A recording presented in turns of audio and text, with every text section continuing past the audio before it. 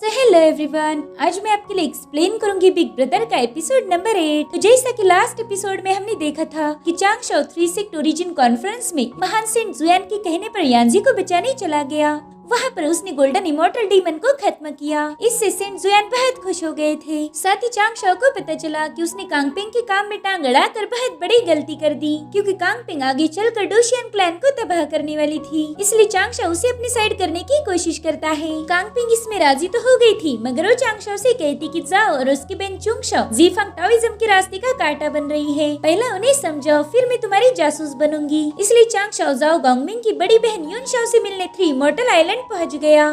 अब आगे तो हम देखते कि चांग शाओ 3 इमोर्टल सेक्ट पहुंच चुका है। वो देखता है कि वहाँ की झील किनारे एक लड़की बैठी है। वो लड़की उससे फ्लर्ट करने की कोशिश कर रही थी। अब उस लड़की को तो शर्म आने से रही, इसलिए चांग शाओ ही शर्माने लगता है। अब वो लड़की उसके करीब जाकर उसे टच करती है। चांग शाओ के तो इधर पसीने ही छूट रहे थे। और फिर वो देखता है कि वो तो लड़की नहीं बल्कि एक मेंढक है। जिसके बाद वो मेंढक बड़े ही प्यार से चांग शाओ के मुँह को चाटने लगती है। उसके ऐसा करते ही चांग शाओ के अंजर पिंजरे हिल जाते हैं और वो बेचारा धड़ाम से नीचे गिर चुका था। दरअसल चांग शाओ के साथ ये हरकत बाई शाओ ने की थी। वो हंसते हुए कह रही थी कि अरे वाह, इस बंदे ने तो मुझे बहुत अच्छे से एंटरटेन किया है। मुझे कभी लगा नहीं था कि सी गॉड हिस्परस इतने नाजुक होंगे। जिसके बाद वो चांग शाओ के पास आकर कह रही थी कि मैंने तुम्हारे लिए और भी कुछ अरेंजमेंट कर रखे थे, मगर तुम तो पहले ही बेहोश हो गए। बेचारे सी गॉड, कितने नाजुक हो तुम। और तभी चांग शाओ अचानक से गायब हो जाता है। ये देखकर बाई शाओ को बहुत गुस्सा आ गया था। वो कहती हिस्परस, तुमने मुझे उल्लू बनाया। तुम्हें पता भी है कि तुमने किससे पंगा लिया। उल्लू बनाने का काम मेरा है, ना कि तुम्हारा। और तभी चांग शाओ वहाँ पर आ जाता है। वो कह रहा था बाई शाओ, मैं आपकी बड़ी बहन के साथ एक इम्पोर्टेंट टॉपिक डिस्कस करने आया हूँ। आपके बड़े भाई जाओ गॉन्गमिंग और बड़ी बहन चुंग शाओ जीफांग सेक्ट पर हमला कर रहे हैं। इसलिए मैं चाहता हूँ कि आपकी बड़ी बहन युन शाओ इस मामले को सुलझाए। सिर्फ वही जाओ और चुंग शाओ को रोक सकती है, और अगर इन दोनों को रोका नहीं गया तो जीफांग ताओइज्म के सेंट जुनटी उन दोनों को खत्म कर देंगे। ये सुन के तो बाई शाओ भी घबरा गई थी। वो कहती है कि मैं जल्दी से मेरी बड़ी बहन युन शाओ को इसकी खबर देती हूँ। इतना कहकर वो वहाँ से गायब हो जाती है। चांग शाओ कहता है ये लो, ये भी मेरे पेपरमैन के साथ ड्रामा कर रही थी। क्या इस दुनिया में कोई ऐसा भी है जो एक्टिंग ना करता हो? यहाँ पर तो सभी के सभी अच्छे एक्टर्स हैं। जिसके बाद चांग शाओ को एक नई जगह ले जाया जाता है। वो दिल में ही कह रहा था कि बाई शाओ प्लीज इस बार कोई प्रैंक मत करना, मुझे असली युन शाओ से मिलने दो। और अब चांग शाओ फाइनली इमोर्टल युन शाओ से मुखातिब होता है। वो कह रहा था मैं सी गॉड हिस्परस हूँ और मैं आपसे कुछ जरूरी बात करने आया था। वो देखता है एक खूबसूरत लड़की को जो इंडिपेंडेंट भी है और पावरफुल भी। इसी का इमोर्टल आइलैंड पर राज चलता है। ये 3 हेवंस की लीडर है और यही जाई ताओइज्म की नंबर 1 फेरी है। अब युन शाओ अपनी छोटी बहन के सिर पर हाथ रख के उसे ब्लेसिंग देती है। जिसके बाद वो चांग शाओ के पास आकर अपनी हैट उतारते हुए कह रही थी कि मैंने तुम्हारा लेटर पढ़ लिया, माफ करना तुम्हें मुझसे मिलने के लिए इतनी तकलीफ उठानी पड़ी। इधर चांग शाओ तो उसकी खूबसूरती पर पूरी तरह से फिदा हो गया था। वो दिल में ही सोच रहा था कि मैं इतनी आसानी से किसी भी लड़की की तरफ अट्रैक्ट नहीं होता, शायद मैं किसी सोल ऑब्सेसिंग स्पेल की चपेट में हूँ। और तभी वो एक अलग ही जगह पर पहुँच जाता है। वो जगह एक गैलेक्सी जैसी थी। जिसके बाद चांग शाओ हवा में फ्लोट करने लगता है और अब उसे रियलाइज हो गया था कि वो किसी स्पेल में अटका नहीं है, बल्कि ये तो एक रियलिटी थी। इमोर्टल युन शाओ चांग शाओ को उसकी किस्मत यानी आने वाला फ्यूचर दिखा रही थी। वो देखता है कि उसकी कॉज एंड इफेक्ट सब बदल चुके हैं और इसी के चलते आगे चल के वो मारा जाएगा। वो कहता है मुझे कुछ भी करके इस कॉज एंड इफेक्ट को बदलना पड़ेगा। मैं इतनी जल्दी बिल्कुल भी मरना नहीं चाहता। अभी तो मैंने दुनिया ठीक से देखी भी नहीं। और अब उसकी आंखें खुल जाती है। वो जमीन पर पड़ा हुआ था और युन शाओ उससे कह रही थी कि शायद चांग शाओ को शराब कुछ ज्यादा हो गई, इसीलिए वो बात करते करते ही बेहोश हो गए। तो चांग शाओ तुरंत ही उठकर उससे माफी मांगने लगता है। जिस पर युन शाओ कहती कि कोई बात नहीं, तुम जिस चीज के लिए यहाँ आए थे उसमें मैं तुम्हारी मदद करूंगी। मैं अभी जाकर मेरे भाई जाओ और छोटी बहन चुंग शाओ से मिल के आती हूँ। चाहो तो तुम भी मेरे साथ आ सकते हो, बस कोशिश करना कि वो लोग तुम्हें देख न पाए। इधर चांग शाओ तो उस पे पूरी तरह से लट्टू था। वो कहता है युन शाओ बहुत प्यारी है, इसे जस्टिस पसंद है, मगर इसके भाई बहन इससे बिल्कुल अलग है। वो लोग तो बस आग में घी डालने का काम करते हैं और उन्हीं की वजह से आगे चल के प्रॉब्लम्स क्रिएट होंगे, मगर युन शाओ उन्हें संभाल सकती है। और देखा जाए तो हमें ऐसे ही फेरीज की जरूरत है। वहीं दूसरी तरफ हम जीफांग ताओइज्म की लड़की को देखते हैं जो अपने सेक्ट में वापस जा रही थी कि तभी जाओ गोंगमिंग उसके सामने आके गिर जाता है। वो खून की उल्टियाँ करते हुए कहता है कि ओए लड़की, तुम जीफांग सेक्ट से हो ना? बताओ तुमने मुझ पर स्नीक अटैक क्यों किया? तुमने मुझे बहुत हर्ट किया है, बोलो जल्दी तुमने ऐसा क्यों किया? तो लड़की डरती हुई कहती कि भाई साहब मैं तो आपको कभी मिली भी नहीं, फिर भला मैं आप पर हमला क्यों करूंगी? और तभी वहाँ पर जाओ की छोटी बहन चुंगशाओ पहुँच जाती है। वो अपनी जबरदस्त एक्टिंग स्किल का यूज करते हुए कह रही थी कि बड़े भैया आपको क्या हो गया? जिसके बाद उसकी छाती पर मार मार के रोने लगती है। वो कहती भैया आप बहुत घायल हो, बताओ बताओ आपके साथ ये किसने किया? जिसके बाद वो अपने रोने की एक्टिंग बंद करके कहती कि ओए लड़की, तुम जीफांग वाली जानबूझ के दूसरों को परेशान करते हो। बता तूने मेरे भाई पर हमला क्यों किया? अब तुमने जो किया सो किया, लेकिन मुझे तो मेरे भाई का बदला लेना ही पड़ेगा, तभी जाकर तुम जीफांग वालों को अकल आएगी। आज मैं तुम्हें मार के जीफांग वालों को संदेशा भेजूंगी कि हमारे लोगों पर हमला करने का क्या अंजाम होता है। इधर वो बेचारी लड़की बहुत ज्यादा डर गई थी क्योंकि वो बेकसूर थी और ये लोग जानबूझकर उस पर इल्जाम लगा रहे थे। जिसके बाद चुंगशाओ अपनी सोड को समन करके उसे हवा में उछाल देती है और फिर उसी सोड से 2 खतरनाक ड्रैगन्स बाहर आ चुके थे। अब चुंगशाओ हमें इस लड़की के बारे में बताने लगता है। दरअसल चुंगशाओ हेवन की सेकंड चाइल्ड के नाम से भी जानी जाती है और इसी तो दादागिरी करने का खिताब भी दिया गया है। लोगों की इससे बहुत फटती है।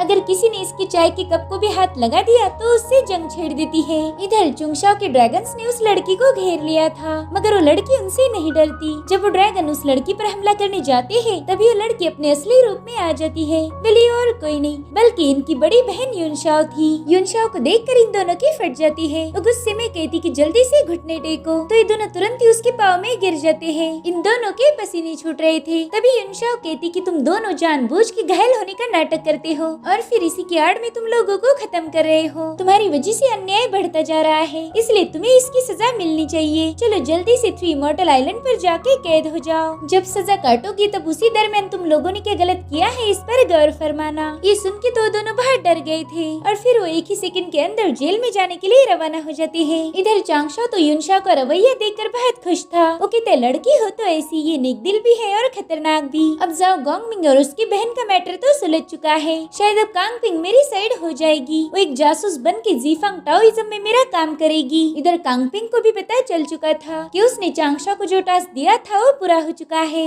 इस परस ने जाओ और चुंगशाओ को जेल भिजवा दिया। वो कहती वाकई सी गॉड बहुत काम की चीज है, वो किसी काम में फेल नहीं होता। और तभी उसे एक और बंदे की याद आती है जिसे कांगपिंग की जगह पर जीफांग वालों ने सिलेक्ट किया था। उन्होंने कांगपिंग को इस बंदे के साथ मिलकर काम करने की ऑर्डर दी थी। तो वो सोचने लगती है कि आखिर मैं किसका साथ दूं, सी गॉड का या फिर उस नए बंदे का। ये लड़का सेंट्स का खास डिसाइपल है, इसलिए मुझे इस बारे में सोचना पड़ेगा। और अब हम देखते कि चांगशाओ का पेपरमैन बाकी के डिसाइपल के साथ उस चार्ट से बाहर आ चुका है। ये लोग अभी भी 3 से कॉन्फ्रेंस में थे। शुएना ने कॉन्टेस्ट में काफी अच्छा परफॉर्म किया था, इसलिए सभी एल्डर्स उसकी तारीफ करते हैं। वहाँ मुझे सभी लोग शुएना के लिए तालियां बजा रहे थे। इधर रियल चांगशाओ तो अभी भी युनशाओ के ही साथ था। वो सोचती कि चांगशाओ ने मेरी बहुत मदद की है, तो क्यों ना मैं भी इसे कोई गिफ्ट दूं। जिसके बाद युनशाओ उसके सामने एक स्क्रॉल ओपन कर देती है। चांगशाओ तो उस पेंटिंग की खूबसूरती देखकर ही हैरान था, मगर इस पेंटिंग में उसे इन्फिनिट टाओइज्म के ट्रेसेस नजर आ रहे थे। इसमें वो जाई टाओइज्म के सिख लीडर टोंगशियान को देख पाता है। चांगशाओ सोचता है कि ये तो टोंगशियान की सोड पावर्स है, जिसे सोड इंटेंशन भी कहा जाता है, और ये जाई टाओइज्म का अल्टीमेट किलिंग ट्रेजर है। इस सोड को चिंगपिंग सोड कहा जाता है। इधर युनशाओ दिल में ही कह रही थी कि इस पेंटिंग को देखते इस बंदे ने इसके सारे राज जान लिए। वाकई ये बंदा बहुत ज्यादा समझदार है। जिसके बाद वो चांगशाओ से कह रही थी इस पेंटिंग को देखते ही तुम्हें हमारे टाओइस्ट मास्टर टोंगशियान की सोड ट्रेजर का एहसास होगा। इधर चांगशाओ की बॉडी में उस सोड की पावर सेंटर करना शुरू कर देती है,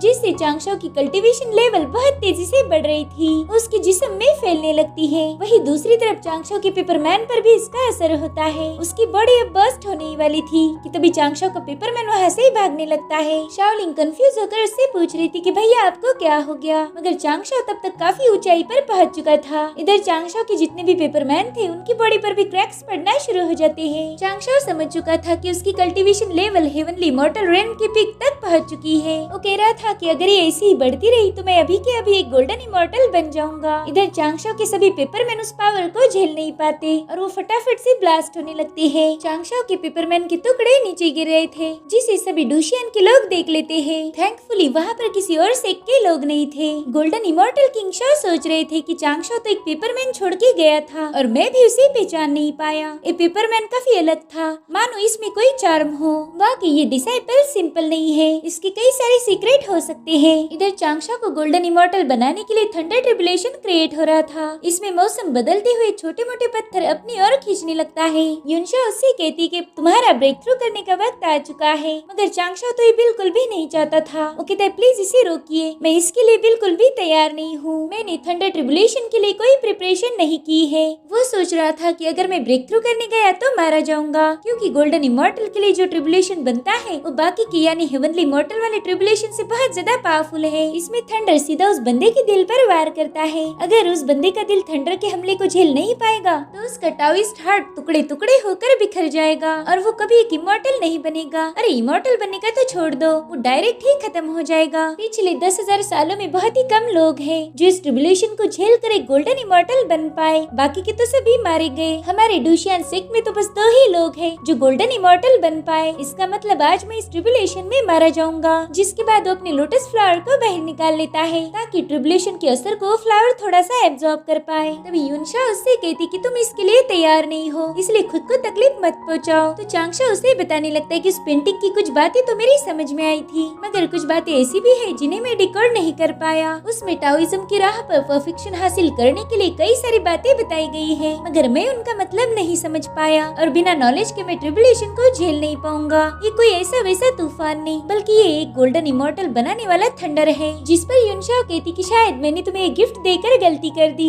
ये तुम्हें बाद में भी दे सकती थी। और तभी थंडर बरसना शुरू हो जाता है। तो चांगशा तुरंत युनशा को पीछे हटने के लिए बताकर फॉर्मेशन क्रिएट कर देता है ताकि थंडर उस पर हिट ना हो पाए। चांगशा अपनी पूरी ताकत लगाकर थंडर की दिशा को बदल रहा था, इसलिए थंडर पहाड़ों में हिट होकर उन्हें भी तोड़ने लगता है। मगर चांगशा को फॉर्मेशन इतना स्ट्रॉन्ग नहीं था जो इस खतरनाक थंडर को रोक पाए, इसलिए वो तुरंत ही ब्रेक हो जाता है। और फिर उस थंडर ने चांगशा पर सीधा अटैक कर दिया था, जिसमें वो बुरी तरह से घायल हो जाता है। उसकी हालत युनशा से देखी नहीं जाती, तो उसके पास आकर उसके सिर पर हाथ रख के कहती कि चांगशा डरो मत, मैं हूँ ना, मैं तुम्हारी मदद करूंगी। जिसके बाद वो आसमान में फ्लोट करते हुए थंडर का रास्ता रोक देती है। वो कह रही थी कि मैंने कई सारे गलत राहों को तबाह करके हेवन का रास्ता अपनाया है। जिसके बाद वो अपना पावरफुल फॉर्मेशन क्रिएट कर देती है। उसके ऐसा करते ही वहाँ पर एक लोटस खिल गया था। चांगशा उस लोटस को देखकर कह रहा था कि ये है एक टॉप मैजिकल वेपन जिसका यूज करके दुनिया पर फतेह हासिल की जा सकती है। युनशा और उसकी बहनों ने इसी वेपन से 12 गोल्डन इमॉर्टल्स को खत्म कर दिया था जो कि चान टाओइज्म से बिलोंग करते थे। तो इसी से समझ आता है कि वेपन कितना खतरनाक है। इधर युनशा अपने मैजिकल वेपन की मदद से सारे थंडर को एब्जॉर्ब कर रही थी। वो थंडर चांगशा पर ना गिरते हुए उसके वेपन में जा रहा था, इसलिए चांगशा उसका शुक्रिया अदा करने लगता है। जिसके बाद वो अपने लोटस को थंडर के पास भेजकर डाओ की प्रैक्टिस करने लगता है। इससे चांगशा का फायदा होने वाला था, उसे डाओ की ढेर सारी नॉलेज मिल सकती थी। साथ ही इस लोटस के जरिए टॉप मैजिकल वेपन की थोड़ी सी पावर्स भी एब्जॉर्ब कर सकता था। और इसी तरह से चांगशा ने इस ट्रिबुलेशन को मैनेज कर लिया। अब थंडर के वहाँ से जाने के बाद ये दोनों भी थके हारे एक जगह बैठ गए थे। चांगशा अपने सिर पर हाथ रख देता है मानो बहुत बड़ी मुसीबत से छूट गया हो।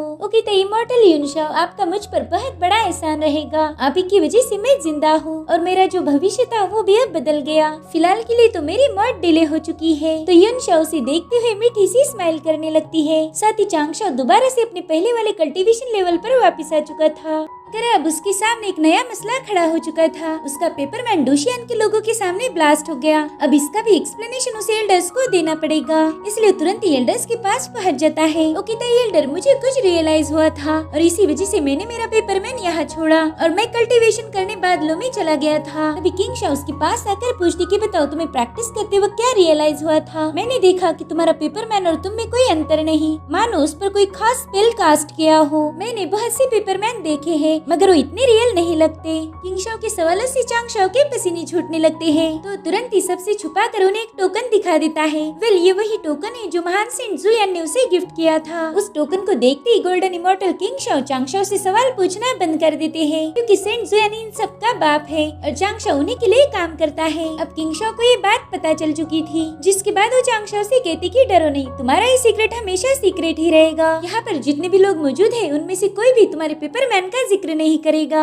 इधर चांगशो तो फुल टू खुश था। इस बार उसने जुयान का दिया हुआ टोकन दिखाकर खुद को एक्सपोज होने से बचा लिया। वो दिल में ही कह रहा था कि अरे मैंने तो सीनियर को बड़ी आसानी से उल्लू बना दिया, मगर ये बंदा आगे चल के मेरे लिए खतरा बन सकता है। इधर शुयाना सोचती है क्या आज मुझे एक अजीबोगरीब बात पता चली है, जिसके बाद वो चांगशो से अपने माइंड के जरिए बात करने की कोशिश करती है। वो कह रही थी सीनियर चांगशो, उस दिन जब हमारे डूशियान पर हमला हुआ तब दो बहुत ही महान और पावरफुल इमोर्टल्स ने हमारी मदद की। उन दोनों ने मच्छरों की रानी के साथ फाइट की थी और हमारे सिख को तबाह होने से बचा लिया। चांगशो समझ गया था कि शुयाना उसके पेपरमैन के बारे में ही पूछ रही है। शुयाना कहती जब वो दोनों फाइट कर रहे थे तब उनकी कोर अंदर तक शेक हो गई और वो दोनों भी वैसे ही ब्लास्ट हो गए थे जैसे कि आज आपका पेपरमैन ब्लास्ट हुआ। तो मुझे बताइए क्या आपने ही उन दोनों पेपरमैन को क्रिएट किया था? इधर चांगशो अपना सिर पीट रहा था। वो हरगिज भी शुयाना को सच्चाई नहीं बताना चाहता था, मगर उस बेचारे के पास कोई ऑप्शन नहीं था, इसलिए वो कहता है हाँ वो मेरे ही पेपरमैन थे। ये सुनकर शुयाना दिल में ही कह रही थी कि मैंने सोचा था मैं बहुत ज्यादा प्रैक्टिस करूंगी और फिर इसी राह पर सीनियर चांगशो का वेट करूंगी और फिर हम दोनों हमेशा साथ रहेंगे। लेकिन मैंने ये कभी नहीं सोचा था कि सीनियर चांगशो की हकीकत कुछ और है। वो पहले ही मुझसे हजारों गुना ज्यादा पावरफुल निकले, इसलिए आज मैं ये फैसला करती हूँ कि सीनियर चांगशो मेरे गाइड रहेंगे।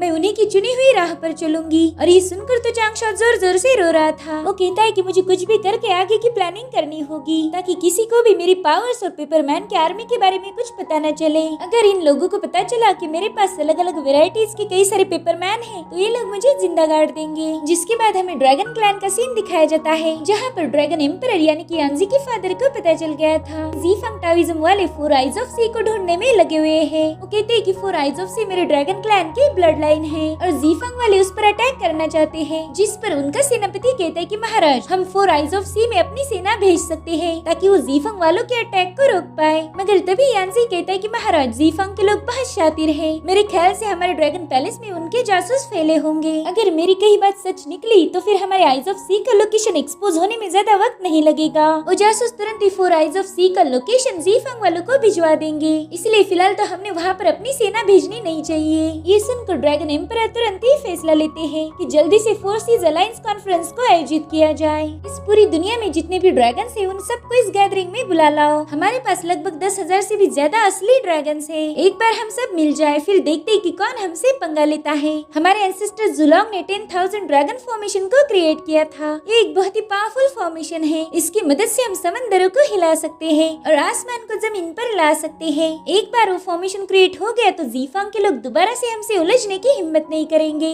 मगर ये फॉर्मेशन क्रिएट करने में हमें 10,000 रियल ड्रैगन की जरूरत है। साथ ही हम समंदर के देवता हेस्परस को भी साउथ सी में इनवाइट करेंगे। आखिरकार वो भी समंदर का देवता है तो उसने भी इस मैटर में आना ही चाहिए ताकि वो भी हमारी मदद कर पाए। इधर चांगशो ने लॉर्ड टोंगशियान के सोड प्लान को अपनी सी गॉड वाले टेम्पल में छुपा दिया था। इसमें एक सेंट जितनी पावर्स है और इस प्लान को छुपा कर वो दोबारा से अपना पुराना वाला सी गॉड बन गया था। साथ ही उसकी पहचान भी अब सेफ थी। इधर लॉर्ड टोंगशियान के टाओइस्ट रिदम को कांगपिंग ने महसूस कर लिया था। वो कहती सी गॉड के पीछे ह्यूमन टाओइज्म के सेंट्स है, जो कि है सेंट जुयान। वो सी गॉड को बहुत सपोर्ट करते हैं और इसमें एक सेंट और भी है जो ह्यूमन टाओइज्म से नहीं बल्कि जाई टाओइज्म से है। मेरे ख्याल से सेंट टाइचिंग और सेंट टोंगशियान सी गॉड के जरिए ज़ीफंग टाओइज्म पर हमला करने वाले हैं और सी गॉड के साथ की हुई कोई भी प्लानिंग कभी फेल नहीं जाती। इसीलिए वो कहती सी गॉड मैं तुम्हारे साथ हूँ या फिर खिलाफ हूँ, ये थोड़ी देर बाद पता चल जाएगा। जिसके बाद वो चांगशो से मिलने पहुँच जाती है। इस बार वो अपने मच्छर वाले फॉर्म में आई थी। चांगशो दिल में ही खुश था कि चलो अब ये मेरी जासूस बन ही चुकी है। वो कहती है कि ज़ीफंग के सेंट ने अपने खास डिसाइपल को बुलाया है, उसे डिसाइपल ऑफ सेंट्स भी कहा जाता है। तो चांगशो कांगपिंग को इस बंदे के बारे में पूछ रहा था,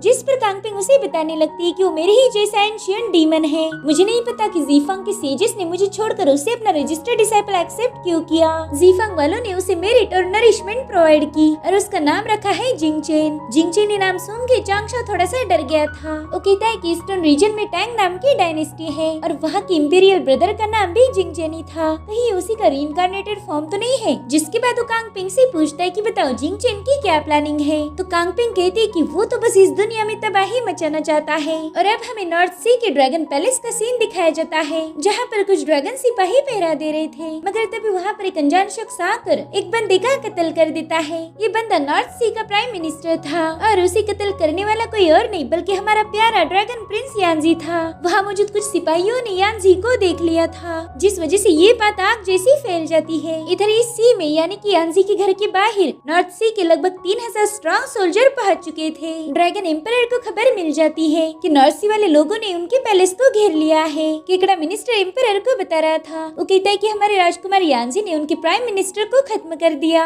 और अब वो चाहते हैं कि हम यानजी को उनके हवाले कर दे। ये सुनकर तो यानजी के फादर थोड़े शॉक हो गए थे। केकड़ा बताता है कि अगर हमने राजकुमार यानजी को उनके हवाले नहीं किया तो हमारे पैलेस को जलाकर राख कर देंगे। तभी कछुआ मिनिस्टर कहता है कि महाराज, ड्रैगन्स का 4 समंदर पर राज है और हमारे चारों राज्य आपस में मिलजुल कर रहते आए हैं। आप तो बाकी के तीनों ड्रैगन एम्परर से बड़े हो, इसलिए वो लोग आपकी बहुत इज्जत करते हैं। तो भला बेवजह हमारे प्रिंस यानजी नॉर्थ सी के प्राइम मिनिस्टर को क्यों मारेंगे? इन लोगों को भी अभी तक ये बात कंफर्म नहीं कि यानजी ने ही उसे मारा है, मगर फिर भी नॉर्थ सी वालों ने अपनी फौज यहाँ भेज दी। महाराज, इन लोगों ने बहुत गलत किया है। जिस पर ड्रैगन एम्परर कहते कि मेरा बेटा यानजी कल ही मेरे साथ फोर्सेस अलायंस कॉन्फ्रेंस के बारे में डिस्कस कर रहा था। वो चाहता था कि चारों समंदर के राजा एक हो जाए, तो ऐसा हरगिज भी नहीं हो सकता कि वो जाकर किसी का जानबूझ के कत्ल कर दे। तभी सेनापति उन्हें बताता है कि हम कई दिनों से यानजी की तलाश कर रहे हैं, लेकिन हम अभी तक उन्हें ढूंढ नहीं पाए। इनफैक्ट नॉर्थ सी वालों ने भी उसकी तलाश शुरू कर दी है। वो जगह जगह यानजी को ढूंढ रहे हैं। जिस पर एम्परर कहते कि याद रखो, यानजी उनसे पहले हमारे हाथ लगना चाहिए, नहीं तो वो लोग मेरे बेटे को खत्म कर देंगे। वहीं दूसरी तरफ हम नॉर्थ सी के सिपाहियों को देखते हैं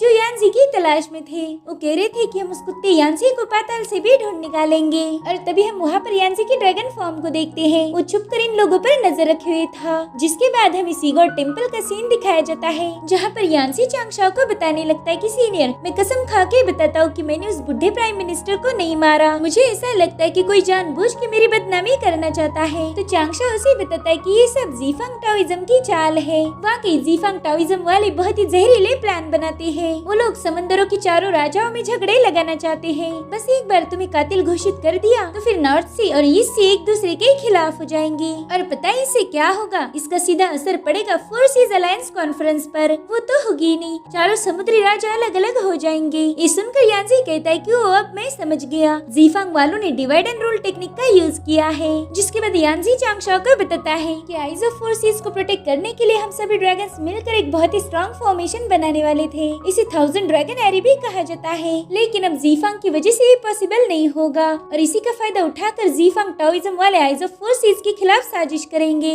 इधर चांगशाओ भी सोच रहा था कि अगर ये चारों समुद्री राजा अलग अलग हो गए तो फिर मैं कभी भी इन्हें राइज नहीं कर पाऊंगा। ड्रैगन्स हमेशा के लिए तबाह हो जाएंगे। अगर ऐसा हुआ तो मैं भी हेवनली कोर्ट नहीं जा पाऊंगा और फिर आएगी नेमलेस कैटास्ट्रोफे, जिसमें एक तो मैं मारा जाऊंगा या फिर हमेशा के लिए डाव ऑफ हेवन के हाथ की कठपुतली बन जाऊंगा। तो चांगशाओ यानजी से कहता है कि हमें कुछ भी करके असली कातिल को पकड़ना ही होगा। तो यानजी उससे कहने लगता है कि सीनियर चांगशाओ, भले कोई करे या ना करे, लेकिन आप मुझ पर पूरा ट्रस्ट करते हो। जब प्राइम मिनिस्टर की मौत हुई उसके बाद मैंने कुछ इन्वेस्टिगेशन की और मैंने उस बंदे को ट्रैक डाउन कर लिया। आखिरी बार मैंने उस बंदे को टियानिया पवेलियन में जाते हुए देख लिया था। मैं सीधा उस पवेलियन में जाकर उसे पकड़ने ही वाला था, मगर वहाँ पर मर्दों का जाना अलाउड नहीं है। उस पवेलियन में बस लड़कियां जा सकती है। टियानिया पवेलियन उस इलाके का जाना माना डांस स्टूडियो है। बियान फैमिली ने इसे शुरू किया था और बियान फैमिली हमारे प्रिमोर्डियल दुनिया की सबसे रईस फैमिली में गिनी जाती है। उस पवेलियन में बस एक ही बंदे को एंट्री है, जो कि है बियान फैमिली का यंग मास्टर बियान जुयांग। टियानिया पवेलियन की पावर्स को भी हम नजरअंदाज नहीं कर सकते,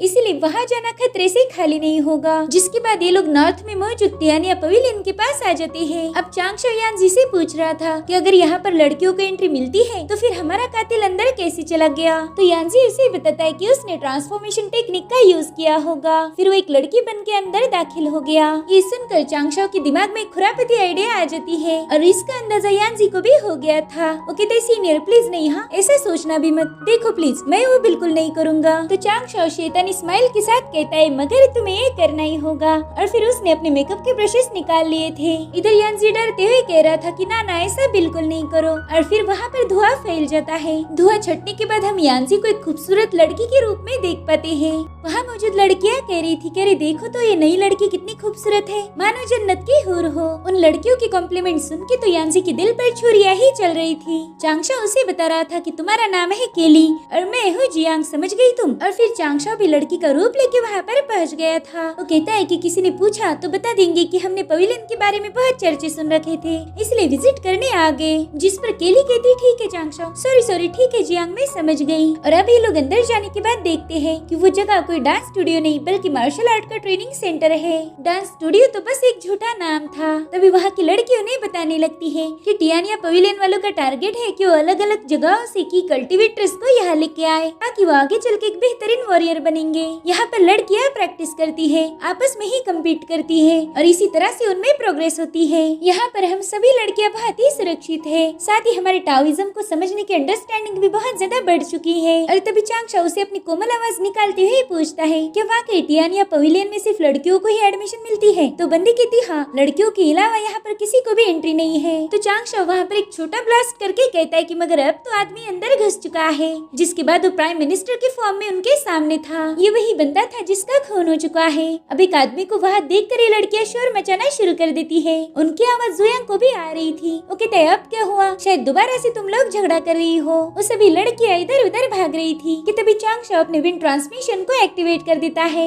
इससे वो अपने आसपास के सारी इंफॉर्मेशन हासिल करने लगता है। उसकी पावर्स उस जगह पर मौजूद लड़कियों की माइंड को रीड कर रही थी और तभी उसमें से एक लड़की कह रही थी कि प्राइम मिनिस्टर अभी तक जिंदा कैसे है। ये सुनकर चांगशा का काम हो चुका था। वो अब अपनी लड़की वाली फॉर्म में आकर कहता है कि तुम्हारा डर इन बाकी लड़कियों से अलग है। तुम ये सोच रही थी कि जो बंदा तुम्हारी सोच से मारा गया वो दोबारा से जिंदा कैसे हो सकता है। तुम्ही ने प्राइम मिनिस्टर का कत्ल किया है। तब तक यानजी ने भी अपनी तलवार बाहर निकाल ली थी, इसलिए वो लड़की जल्दी से वहाँ से भागने लगती है। और तभी जुयांग वहाँ पर पहुँच गया था तो लड़की तुरंत ही उसका गला दबोच लेती है। वो कह रही थी कि अगर कोई भी मेरे पास आया तो मैं इसे खत्म कर दूंगी। जुयांग उससे कह रहा था कि मिस प्लीज शांत हो जाइए, आखिर आप मुझ पर गुस्सा क्यों निकाल रही हो। और तभी एक पॉइजन की बोतल लुढ़कती हुई इसके पास आकर वहीं पर ब्लास्ट हो जाती है। अब जुयांग उसे नीचे गिराकर वहाँ से भागने ही वाला था कि तभी यानजी बड़ी ही तेजी से जाकर उस लड़की में अपनी सोडा आर पार कर देता है। यानजी और जुयांग की नजर एक हो गई थी। जुयांग तो उस पर फुल टू लट्टू हो जाता है। यानजी के सोड से हिट होने की वजह से वो लड़की अपने असली रूप में आ जाती है। वो एक ऑक्टोपस डीमन थी। सभी लोग उस जायंट ऑक्टोपस को देखकर हैरान थे। अब लड़कियां उससे डर के मारे वहाँ से भागने लगती है, लेकिन वो अपने बड़े बड़े टेंटिकल से उन पर हमला कर रही थी। चांगशा उससे कह रहा था कि तुम्हें हमारे साथ हेवनली कोर्ट चलना पड़ेगा, नहीं तो अभी तुम्हें खत्म कर देंगे। इधर जुयांग उस ऑक्टोपस को गौर से देख रहा था तभी यानजी उसके पास से गुजर जाता है। वो बड़े ही कुल अंदाज में उस ऑक्टोपस के टेंटिकल्स काट रहा था, जिसे देखकर जुयांग उसकी तरफ और ज्यादा अट्रैक्ट हो गया था। इधर यानजी यहाँ से वहाँ जंप करते हुए उस डीमन पर अटैक कर रहा था, जिसके बाद वो हवा में फ्लोट करने लगता है। अब उसने अपने गोल्डन ड्रैगन को समन कर लिया था। अब वो ड्रैगन सीधा जाके उस डीमन पर हमला कर देता है। उस खूबसूरत ड्रैगन और इस लड़की को देखकर जुयांग की तो होश ही उड़ गए थे। उसने आज तक इतनी बहादुर लड़की नहीं देखी थी। जिसके बाद चांगशा उस डीमन को जकड़ लेता है। वो कह रहा था कि हेवनली कोर्ट के सामने मेरा इंप्रेशन अब और ज्यादा अच्छा बनेगा। अब अपना काम खत्म करके दोनों वहाँ से जा रहे थे कि तभी जुयांग उनके सामने आ जाता है। वो उनसे कह रहा था कि आपने मेरी जान बचाई, इसके लिए शुक्रिया। वैसे मेरा नाम है बायान जुयांग और मैं इस टियानिया पवेलियन का मास्टर हूँ। उस स्पेशली यानजी से ही बात कर रहा था। वो कहते हैं मिस केली, क्या आप मुझे आपका नाम बता सकती हो? ये सब देखकर चांगशा को तो बहुत हंसी आ रही थी। वो सोचता है कि अब इस बंदे को कौन बताए कि उसका दिल एक लड़के पर आ चुका है। इधर जुयांग कहते हैं नहीं, आपका नाम तो केली है, लेकिन क्या आप मुझे आपकी एज बता सकती हो? क्या आपका कोई टाओइस्ट पार्टनर है, यानी कि बॉयफ्रेंड? मगर केली उसे कोई जवाब नहीं देती, उल्टा वो उसे धक्का मार के वहाँ से गुजर जाती है। जुयांग कह रहा था कि ये लड़की बहुत यूनिक है, इसकी जैसी खूबसूरत बला मैंने आज तक नहीं देखी। उसकी एक ही नजर किसी का कत्ल करने के लिए काफी है। इधर यानजी उसका माइंड रीड कर सकता था और ये सब सुन के उसे बहुत गुस्सा आता है। अब चांगशा जुयांग को बाय बाय कह के ये लोग पोर्टल के जरिए वहाँ से चले जाते हैं। मगर जुयांग तो उसके लिए फुल टू पागल हो गया था। उसी का नाम दोहराते हुए हंसने लगता है। पवेलियन की लड़कियां कह रही थी कि हमारे मास्टर तो गए काम से,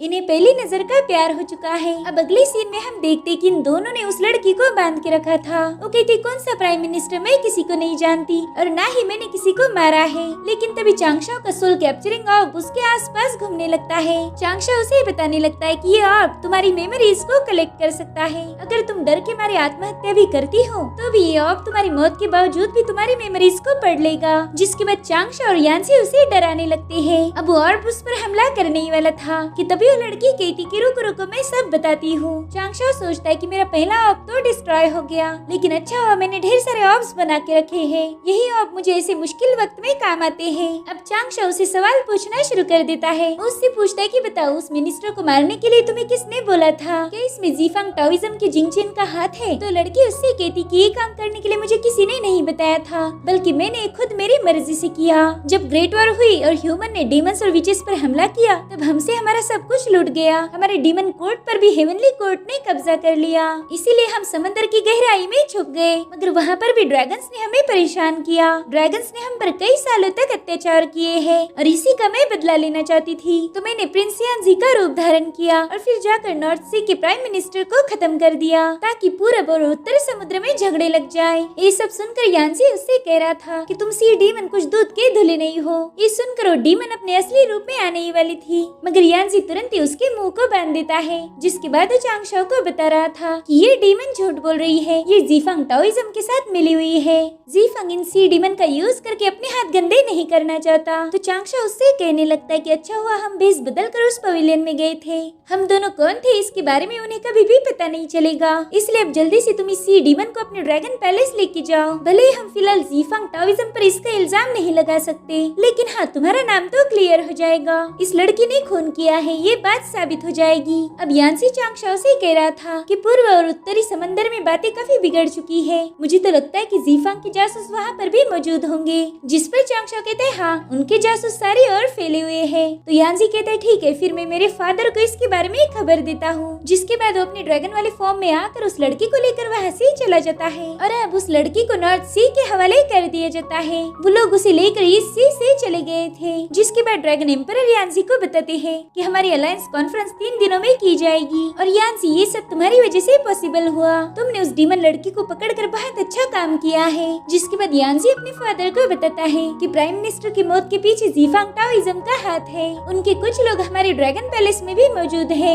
जिनकी मैंने लिस्ट बना ली है। मुझे उम्मीद है कि आप इसे अच्छे से इन्वेस्टिगेट करोगे। अगर हम गद्दारों को ढूंढ पाए तो फोर्सी अलायंस काफी अच्छे से गुजर जाएगी, नहीं तो जीफांग वाले हमारे गैदरिंग पर हमला कर सकते हैं। मगर एम्परर तो उस लिस्ट को डिस्ट्रॉय कर देते हैं। ये देखकर यांसी काफी शॉक हो जाता है। वो हंसते हुए कह रहे थे कि तुम बस अलायंस की तैयारियां करो, याद रखना तुमने ज्यादा से ज्यादा मेहमानों को इनवाइट करना है, उसमें सी गॉड और तुम्हारी जाई टाओइज्म के दोस्त को भी बुला लाओ। अब अगले सीन में हमें डीमंस की मीटिंग दिखाई जाती है। कांगपिंग सोचती है कि जिंगचेन ने यहाँ पर सभी गोल्डन इमॉर्टल को समन किया है, शायद ये और कोई बड़ी प्लानिंग करने वाला है। और तभी वहाँ पर एक तेज रोशनी आ जाती है, तो ये सभी डीमन उसके सामने नील करने लगते हैं। वली और कोई नहीं बल्कि जिंगचेन था। वो कहता है कि समंदरों में झगड़ा लगाने का हमारा प्लान फेल हो चुका है। इनफैक्ट इस मसले में अब हेवनली कोर्ट भी इन्वॉल्व हो चुका है, इसलिए मुझे जल्दी से बता दो कि तुम में से किसने गद्दारी की है। ये सुनकर तो कांगपिंग बहुत डर जाती है। वो कह रही थी कि शायद इसे मुझ पर शक हो चुका है। ना ऐसा नहीं हो सकता,